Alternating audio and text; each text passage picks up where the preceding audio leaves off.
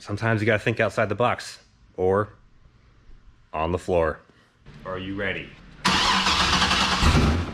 So we also wrap the bumpers on this thing. We got some tips and tricks for you for that coming up here. If wrapping doesn't pertain to you, you can just skip through that to the exhaust part. But I know some of you guys want to see that, so here it is. So you put it on the middle, and then you stretch it out to the outsides? Yep. And that way you have all this excess to recess into the areas that you need to without overstretching and overheating it. Yeah, because the bumper pulls back in this way. If you pulled it tight the whole way around, then this would already be tight, and you would have to stretch it to get it to come back into here. Yeah, the less stretching, the better. What do you do when you get to a situation like this where you got a little bit of a bunch up and a point here? Take a little heat to it and relax the material, and then hold it off like this to keep a little bit of tension on it, and then it'll all lay in there. Everything seems fine and dandy until you get to a spot like this, and then you start to panic. The novice, anyway. So this new 2080 3M stuff has a protective peel layer on it I've never seen before. Wow, that does look really good. Yeah, super nice. Dude, like you could just even see your reflection in the GoPro. That's not something the old stuff did. Wow, this makes the car look so much cooler, I can already tell. The grand unveil. All right, let's see it. Oh yeah, that makes the car. So what's your strategy gonna be on the front one? Single piece, lay in the top first, and then relax everything and bring it all down. And then once I get to here, we'll relief cut it, lay this in, and then bring the top down. So I have like a real small 1/8 to 1/16 inch seam from right there to there. Yeah, you won't even notice that. Nope.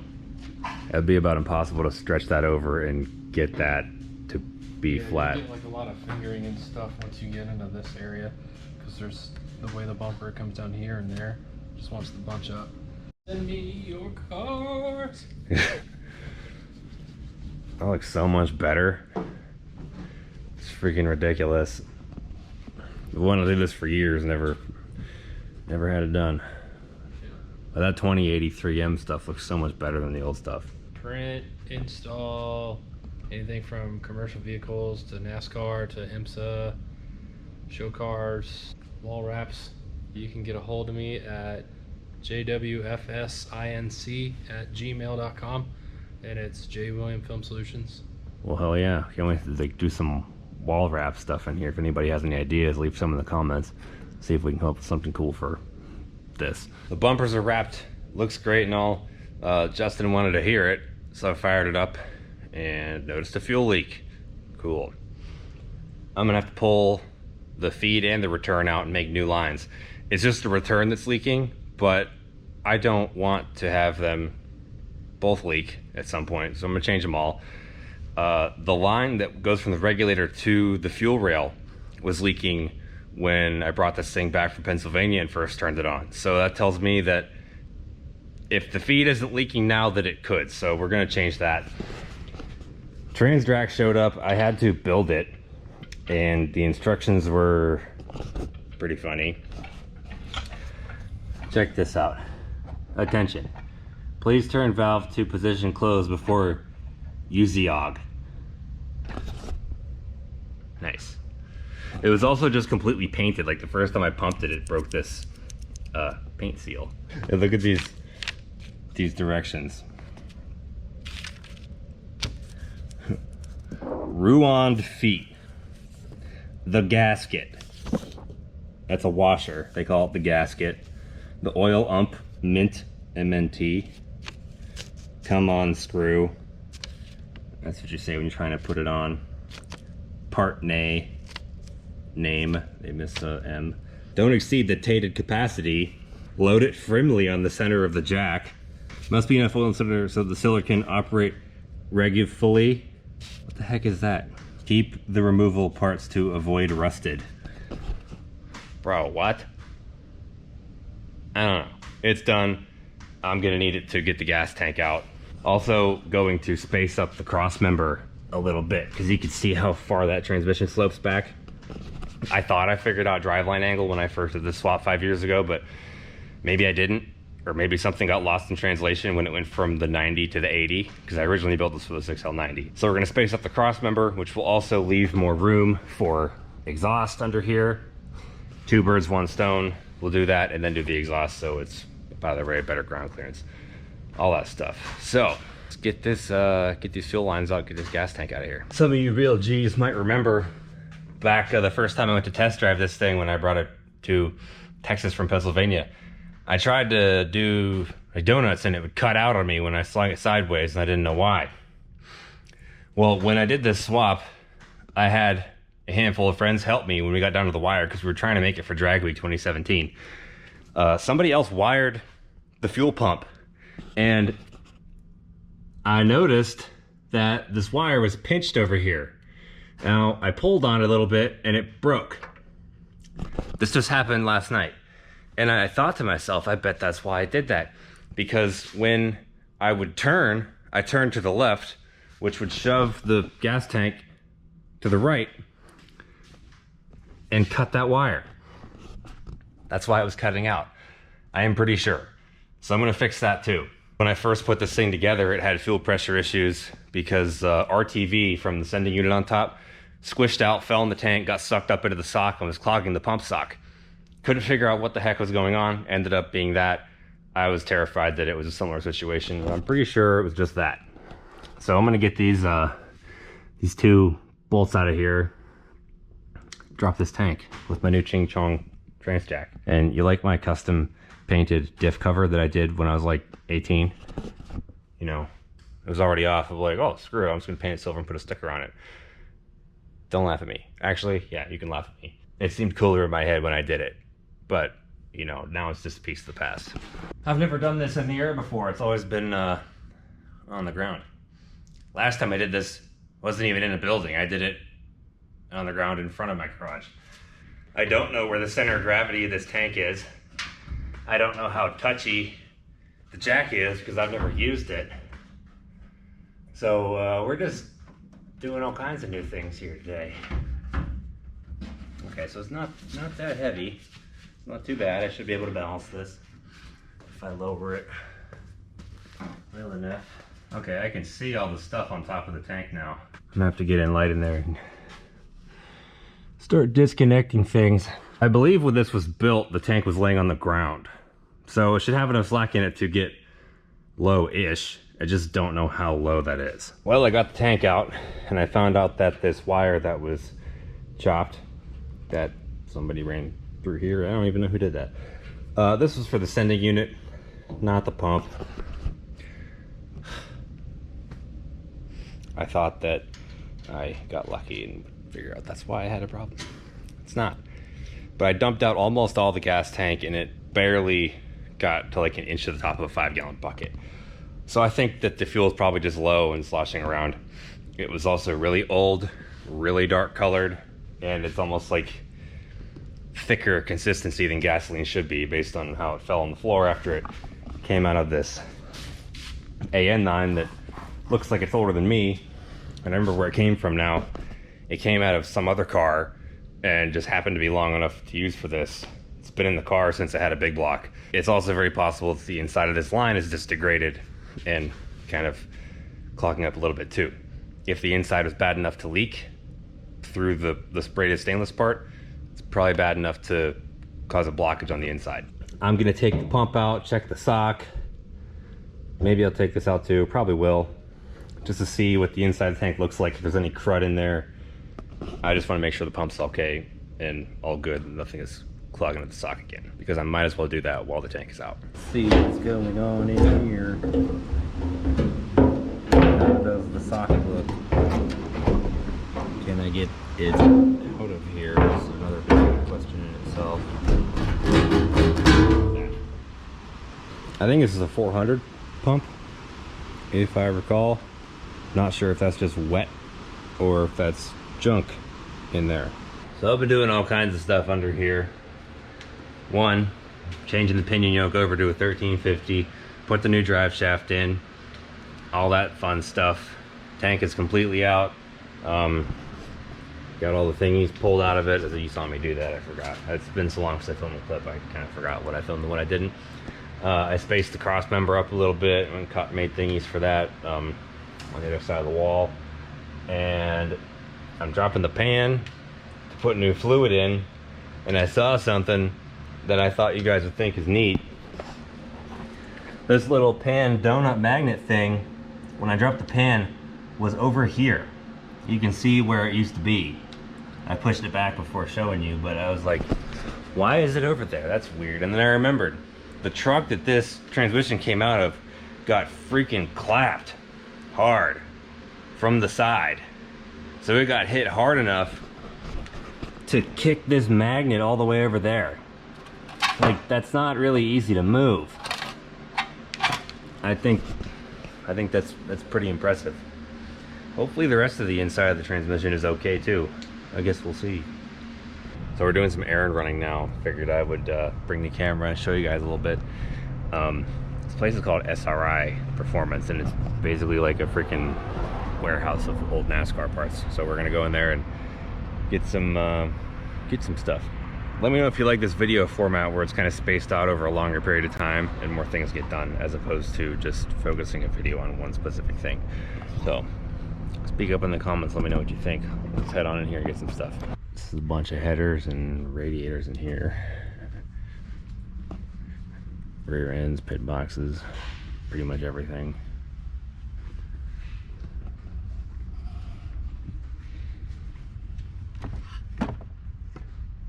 I don't even know what that is. It's just like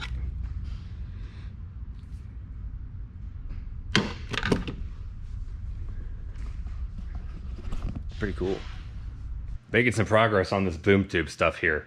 I couldn't stand messing with them under the car, like trying to figure out where the X pipe's supposed to be and how the angles would come out, and it's all heavy, it's over my head, and it was just not working well. So I thought there's got to be a better way to do this. Second thought, check out this shirt. I see titties.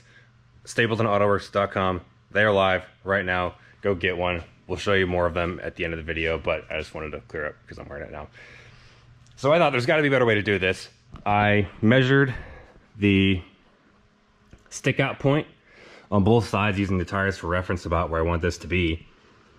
And I measured where the cross member was in relation to where the back of the boom tube cut will need to be.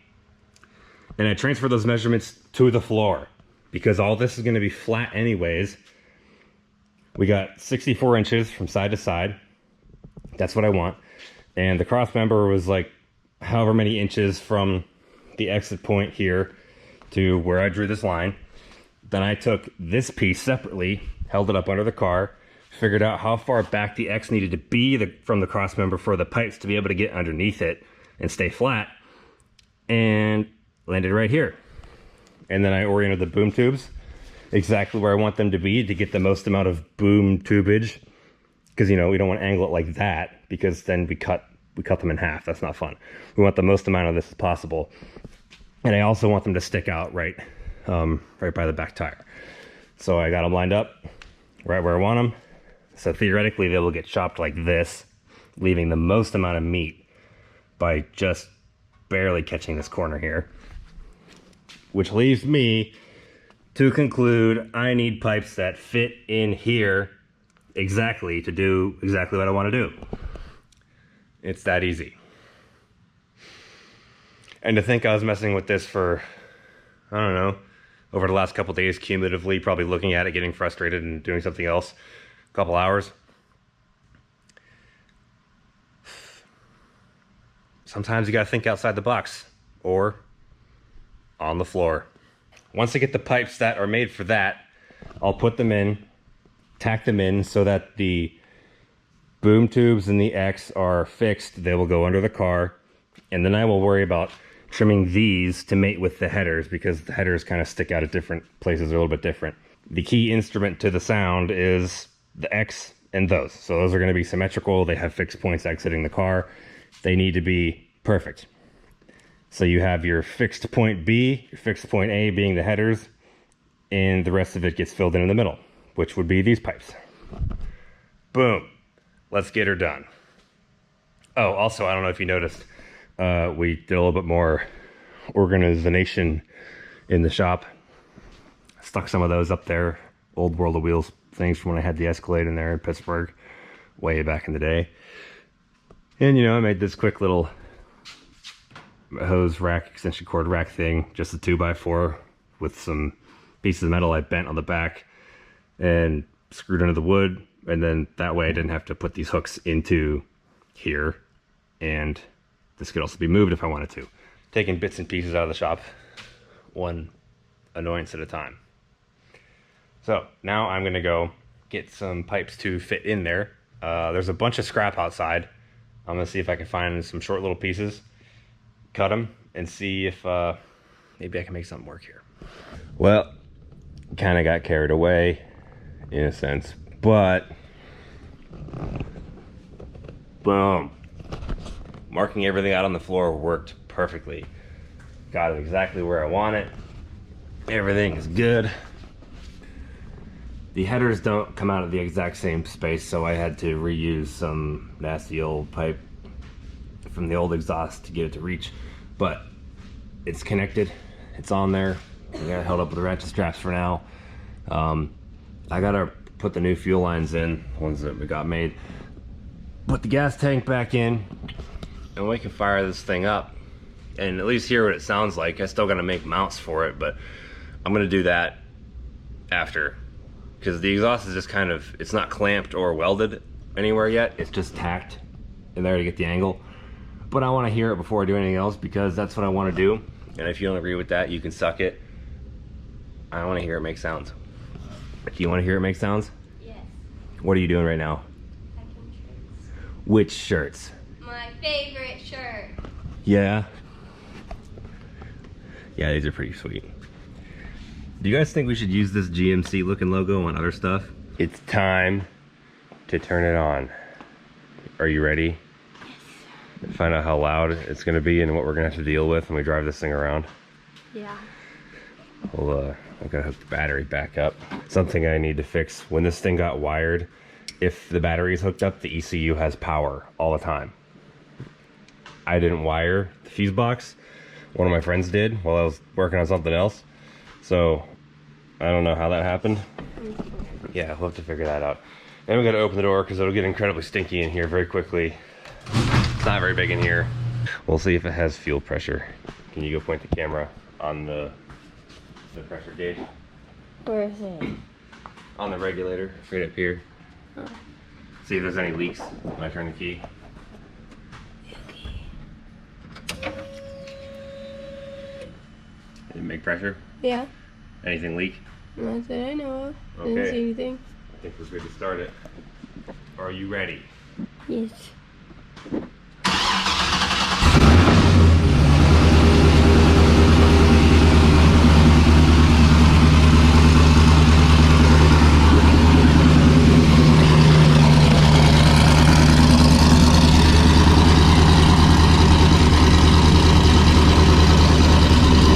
Cold starts are loud. It's loud.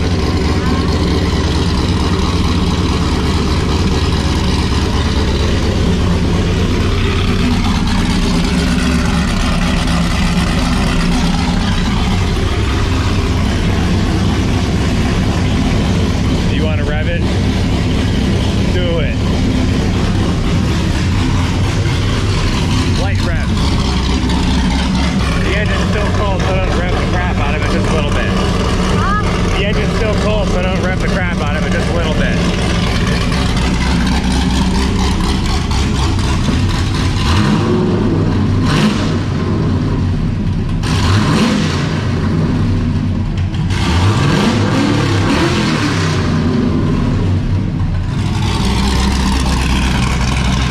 Is it fun? Give a bigger one.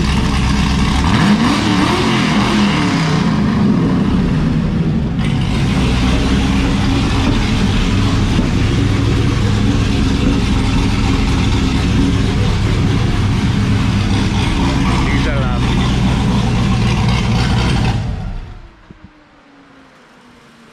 This is gonna be fun. What was that?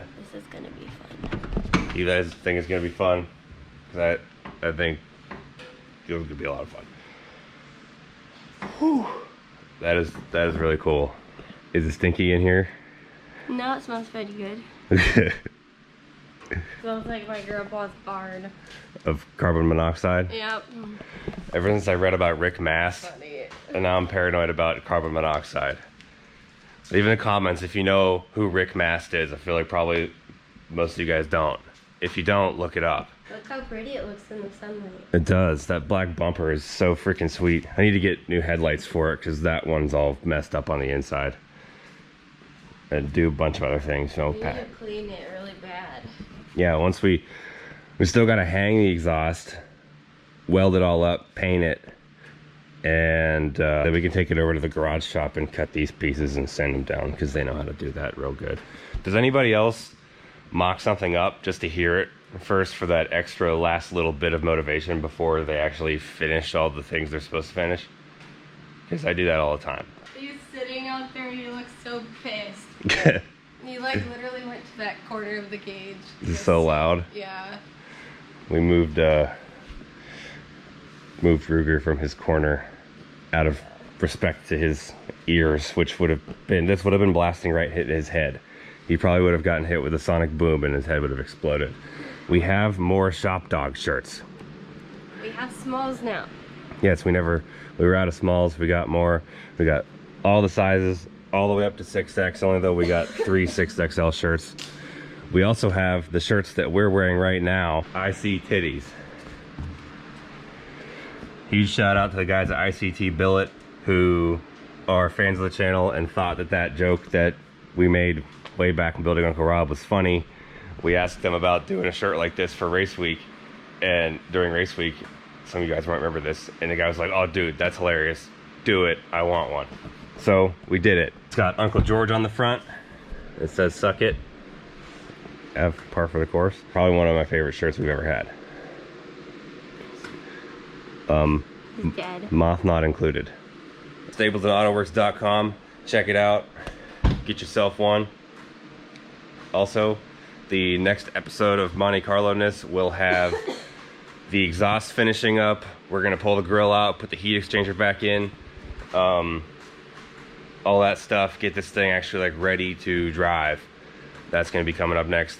And we're gonna do a full excavation video of the Darrell Waltrip GMC Astro hauler over at the garage shop.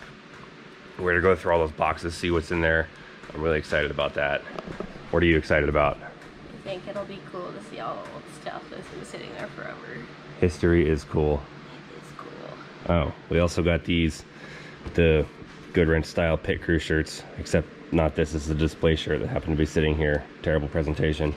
We're not salespeople here. We're just people in a garage who sell shirts to survive.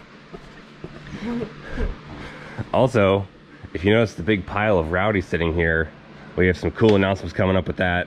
We're doing some stuff with those guys now. So stay tuned for specifics. But yeah, you guys will be able to get your hands on some of these with merch coming up. So pretty excited. We need to fix these. It bothers me. Yeah, that'll be in the next video too. Undoing what we did. This thing like burned out. The LED burned out. So now we gotta put the old light bulbs back in. That's something that we need to be able to drive this thing too. Oh yeah, did you show the gas tank? Oh yeah, we painted the gas tank orange to match all the other stuff. Looks good. Yeah, because if you look at the frames on Dale Earnhardt's cars, they were all painted that color, and when you look under the car, you can see it. The fuel cell's painted that color, so we're like, you know what, we'll paint that while it's out, just to, you know, give it more pizzazz. It'd be really cool if we incorporated it in here too. Yeah, we need to. StaplesandAutoworks.com. Check it out. Hit that subscribe button to see more boom tube stuff, more exhaust testing, things like that. We're glad you're here. It's time to take over the world. Let's go.